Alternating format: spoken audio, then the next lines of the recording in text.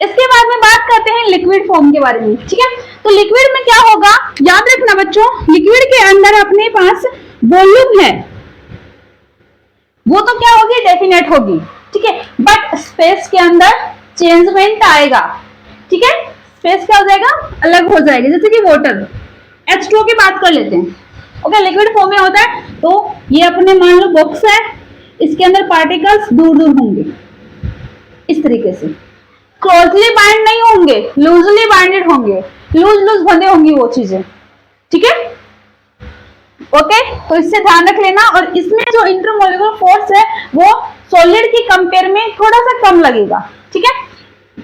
ऐसे समझिए, ये मैंने एरो का चिन्ह इतना किया यहां पर, इस तरह, ठीक है, ओके। बात करते हैं गैस की, बात किसकी करते हैं, गैस की। यहाँ पर ये बात ध्यान रखना बच्चों कि ये तो है डेफिनेट हो जाएगा, बट जो स्पेस होगा वो नॉट डेफिनेट होगा, ठीक है, ओके। अब बात कर लेते हैं गैस की। गैस के अंदर क्या होगा कि जो वॉल्यूम एंड स्पेस है वो दोनों ही क्या होंगे, नॉट डेफिनेट होंगे, नहीं होंगे इनके अंदर डेफिनेट। अब यहाँ पर क्या है, गैस है रूम के अंदर, ठीक है, कोई भी गैस है गैस। अगर यहाँ पर लाकर मैंने सिलेंडर को खोल दिया तो यहाँ पर गैस हो गई, ऑक्यूपाइड हो गई, मतलब पूरे यहाँ पर रूम के अंदर फैल गई। क्या हुआ, वॉल्यूम भी चेंज हुई या नहीं हुई, वॉल्यूम चेंज हुई। पहले किसमें थी बच्चों, पहले किसमें थी, पहले सिलेंडर में थी, उसके बाद किसमें आ गई, रूम का। देखो वॉल्यूम कितना ज्यादा है, स्पेस ज्यादा है वो रूम का कंपेयर टू सिलेंडर के। तो क्या होगा, इसमें दोनों ही चीजें क्या होंगे, डेफिनेट नहीं होंगी, ये बात ध्यान रखना।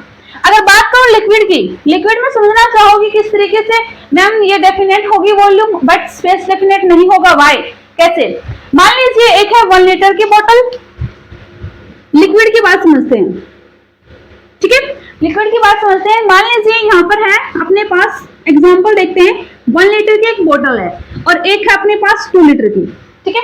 1 लीटर में पानी है, ठीक है, उसकी सपोज करो ये समथिंग कुछ स्पेस इस तरीके से है और 2 लीटर कुछ ज्यादा है, यहाँ पर पानी है, ठीक है। अब मेरे को बताओ इनकी वॉल्यूम तो उतनी की उतनी रहेगी जितनी है, ठीक है। क्या किया है कि जो 1 लीटर है उसका पानी डाला अपन ने 2 लीटर में, बट उसमें क्या हुआ, उसकी जो शेप है उसमें चेंजमेंट आया नहीं आया, बिल्कुल आया। कि यहाँ पर था 1, यहाँ पर हो गया 2, बड़ी हो गई, पहले छोटी थी अब बड़ी हो गई, ठीक है।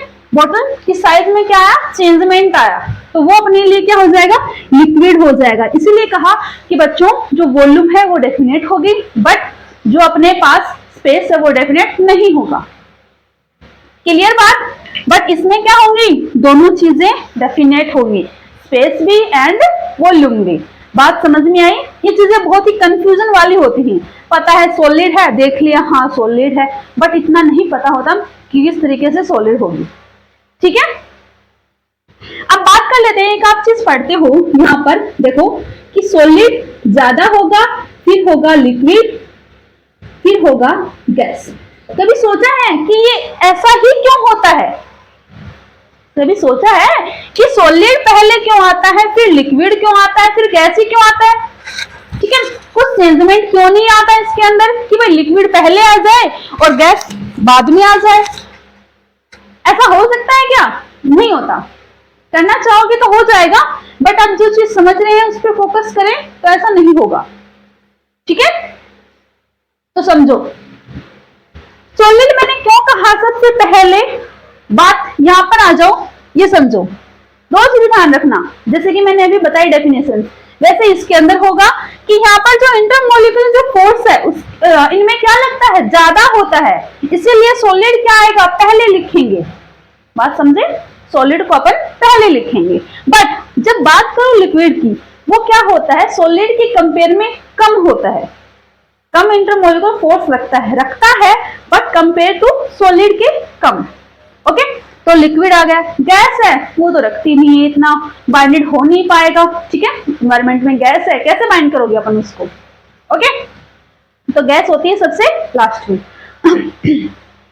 बात समझ में आई। तो physical method matter, physical matter के बारे में पता चला किस तरीके से होगा, ठीक है।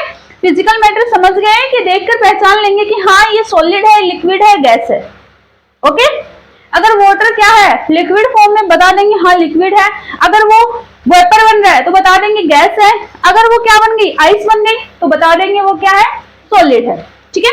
या टेम्परेचर, जब गैस की बात आती है और जब वाटर की बात करते हैं, वेपर बनती है तो पता करते हैं तो वहां पर टेम्परेचर को रखते हैं ज्यादा।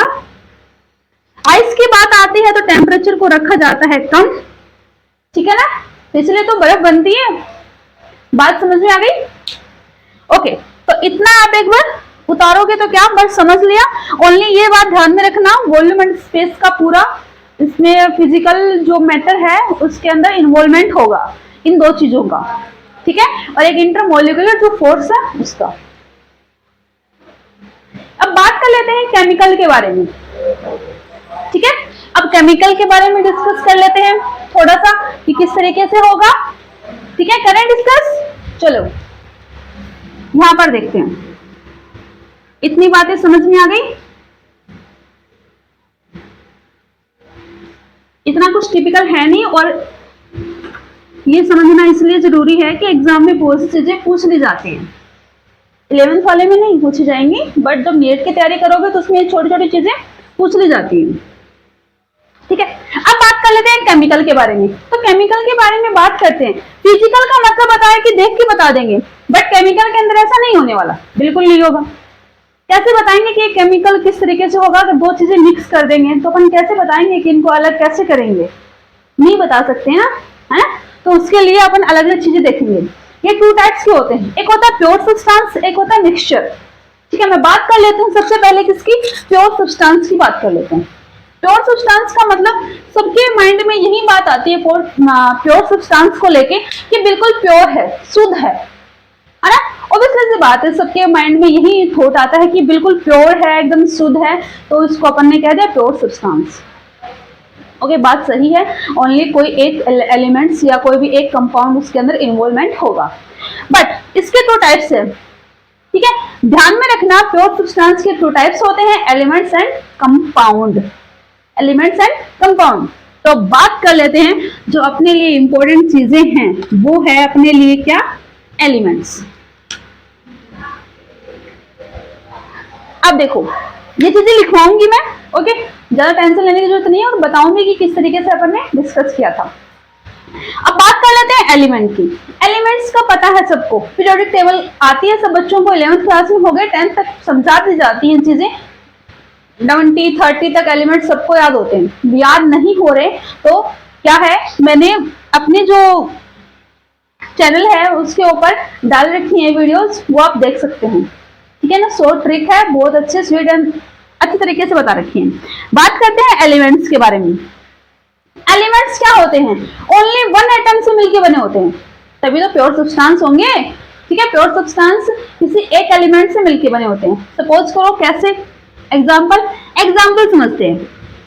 एग्जाम्पल समझो कि क्या हो गए। सबसे पहले बात कर लेते हैं जैसे कि हाइड्रोजन, हाइड्रोजन को छोड़ो, बात करते हैं क्लोरीन, क्लोरीन के बाद में ब्रोमीन, आयोडीन, ठीक है। ये सब क्या है, प्योर हैं। क्या है, प्योर। ये एलिमेंट्स हैं। जैसे कि आप बात करते हो hydrogen, helium, lithium, beryllium, boron, carbon, nitrogen, ये सब क्या है, ये एलिमेंट्स हैं, ठीक है। ओनली वन एटम इनके अंदर प्रेजेंट होता है। पीरियोडिक टेबल देख लेना, सेम वैसा का वैसा के ही क्या है, ये एलिमेंट्स हैं। थोड़ी लैंग्वेज में मारवाड़ी आ गई, कोई नहीं। कंपाउंड की बात कर लेते हैं। अब कहोगे कि कंपाउंड में तो कुछ गड़बड़ है, कि मिक्सिंग होगी इनके अंदर, ठीक है। किस तरीके से होगी वो समझो। कंपाउंड होते हैं बच्चों जो मॉलिक्यूल से मिलके बने होते हैं, ये एटम से। इनमें बड़ा कंफ्यूज होता है कि एलिमेंट किनसे मिलके बने होते हैं, कंपाउंड किनसे मिलके बने होते हैं। याद रखना, मॉलिक्यूल से। कौन, कंपाउंड, ठीक है। याद रहेगा कि मॉलिक्यूल से मिलके बने होते हैं कंपाउंड, ओके। जब बात करते हैं एलिमेंट की, सबको पता है वो मिलके बने होते हैं एटम से। ये चीजें 9th 10th 8th इन सब में पढ़ा दी जाती है, बट क्या होता है 11th क्लास में बच्चों का और अच्छे से बेस अच्छा करने के लिए बच्चों को वापस से ये चीजें पढ़नी पड़ती हैं और बच्चे इससे बोर भी बहुत होते हैं, बट कोई नहीं, अच्छे से समझाएंगे। पहली बात पता चल गई कि कंपाउंड होता है वो मॉलिक्यूल से मिलकर बना होता है, दैट्स इट, अब कुछ भी नहीं पढ़ना। अब इसमें क्या होगा, जैसे कि एग्जांपल ले लो बच्चों, यहाँ पर H2O, HCl, NH3, ये क्या हो गया भाई? मैम आपने तो ये कहा था कि प्योर सब्सटेंस का मतलब ओनली एक एटम आना चाहिए, बट यहाँ तो डिफरेंट डिफरेंट एटम आ रहे हैं। क्यों कहा था? नहीं कहा था? कहा था, बट एक चीज समझो, मेरे को एक बात बताओ कि वाटर को तुम अलग कर सकते हो क्या? वाटर को अलग करके दिखा दोगे क्या कि हाँ हम वाटर को अलग करके दिखा सकते हैं? एक बकेट में क्या है, पानी है, 4 से H2 के पार्टिकल से, बहुत कंप्लीटिंग। अब इसमें मेरे को बताओगे कि कौन सा वाटर है कौन सी गैस है? कर दोगे? पॉसिबल नहीं है, ठीक है। वो O2 जो गैस है वो अलग होती है बच्चों, बट ये O है वो अलग है, दोनों का नेचर में डिफरेंस है, ध्यान रखना, ठीक है। दोनों के नेचर में क्या है, डिफरेंस है, ओके, ठीक है। तो अब समझो, अगर अपन इन चीजों को अलग कर ही नहीं सकते, अब इसमें से एक आपने मान लो एक पार्टिकल उठाया H2 का, इसको अलग करके दिखाओ, कर दोगे कि नहीं भाई हम अलग कर सकते हैं? बीच में से कट किया, H को अलग O2 को अलग, ऐसा नहीं होगा, ठीक है। इसीलिए इसको कहा कंपाउंड कहा गया है, ठीक है। जिन चीजों को अपन अलग नहीं कर सकते, ओके, जो 2 या 2 से अधिक पार्टिकल से मिलके बने होते हैं, वो क्या होता है अपने लिए कंपाउंड होता है बच्चों। और अभी डेफिनेशन लिखवाऊंगी तो उससे और अच्छे से समझ में आएंगी चीजें। बात समझ में आई? मिक्सचर, प्योर का मतलब ओनली बिल्कुल प्योर, कोई भी अशुद्धि नहीं मिलनी चाहिए उसमें, ठीक है, कि भाई कुछ भी गंदगी आ गई वो मिक्स कर दी, नहीं। मिक्सिंग के अंदर सब कुछ 2 and more पार्टिकल्स मिक्स होते रहेंगे उसके अंदर, ठीक है। वो 2 टाइप्स के होंगे, होमोजेनियस एंड हेट्रोजेनियस। इसके बारे में अपन डेफिनेशन बताएंगे किस तरीके से होगी, ओके। तो इतना आप चार्ट बना लीजिए, उसके बाद अपन बात कर लेते हैं, मैटर से स्टार्ट करेंगे लिखना और लास्ट तक अपन जाएंगे होमोजेनियस एंड हेट्रोजेनियस तक। तो इतना लिख लीजिए। तो थ्योरी लिखती है, मैटर की डेफिनेशन आ गई, anything which has mass and occupied space is called matter, ठीक है। उसके बाद में स्टार्ट करते हैं फिजिकल मैटर के बारे में, जिसमें अपन बात कर रहे हैं स्टेट के बारे में, state of matter, solid, liquid and gas. तो जो मैंने आपको बताई थी वही चीजें बता रखी हैं कि डेफिनेट स्पेस एंड वॉल्यूम किस तरीके से होगा, ओके। तो इतना लिख लीजिए और आज के लिए इतना ही। नेक्स्ट वीडियो में अपन डिस्कस करेंगे केमिकल के बारे में, आपको डेफिनेशंस मिल जाएंगी, ठीक है, ओके।